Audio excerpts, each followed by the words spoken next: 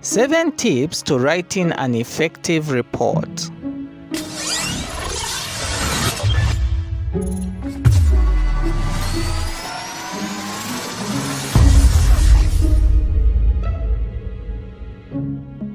Hi there, welcome to Monitoring and Evaluation Made Simple. If you are here for the very first time, don't forget to subscribe to this channel in order to get all the latest updates on M&E and project management. Before I give you the 7 tips, I have a question for you. Why do we even bother writing reports in the first place? Well, the purpose of writing reports is to communicate information which has been compiled as a result of research and analysis of data and of issues raised. The inclusion of recommendations is one reason why reports are a common form of writing in industry, as the informed recommendations are useful for decision making. So what are the 7 tips? Well, the first tip I have for you is be sure to follow the standard layout for report writing. The image shows the standard layout. You have the title page all the way down to the references. In future, I will do a video that explains in detail each section. Tip number 2. Write your executive summary and table of contents after completing the body. The reason is simple. The executive summary is far much easier to write if you have already written the main body. This is because the executive summary simply summarizes everything in the report, and what better way to tackle it last than if you wrote it first without having a completed report. Tip number 3. Focus on the objective. If your objective is to determine whether a business product is more profitable or not to pursue, the report should simply focus on that.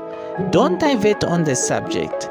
And in fact, make sure that in your conclusion, you mention whether the business product is profitable to pursue or not.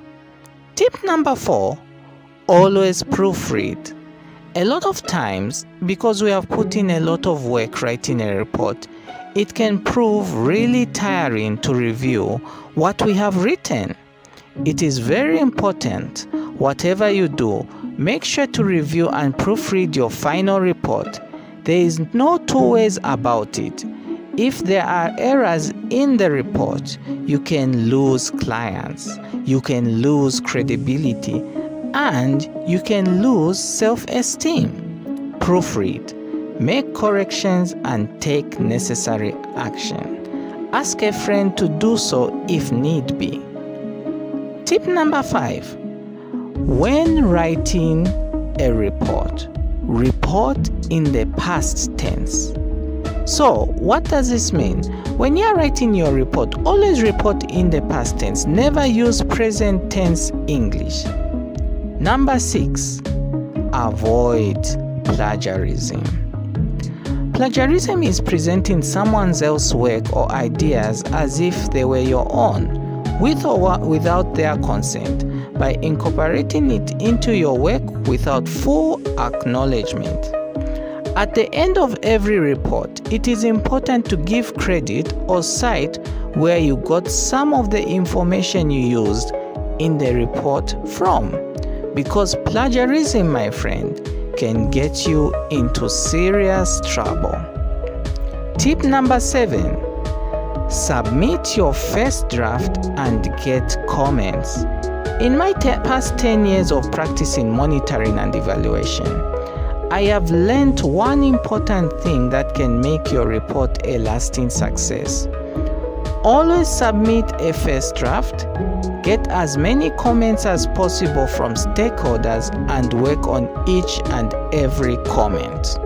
You see, friend, you may produce a perfect report, but if people around you don't like it, then it won't pass anywhere. It is important to get all the comments from people whose input matter the most. It could be your manager, your supervisor, or even your important stakeholders. Once you correct their concerns, then you'll be on your way to victory. That's all the time I had for you today. Don't forget to subscribe to this channel for all the latest updates in M&E and project management. I have been your host, Coach Alexander, and see you on the other side. Bye!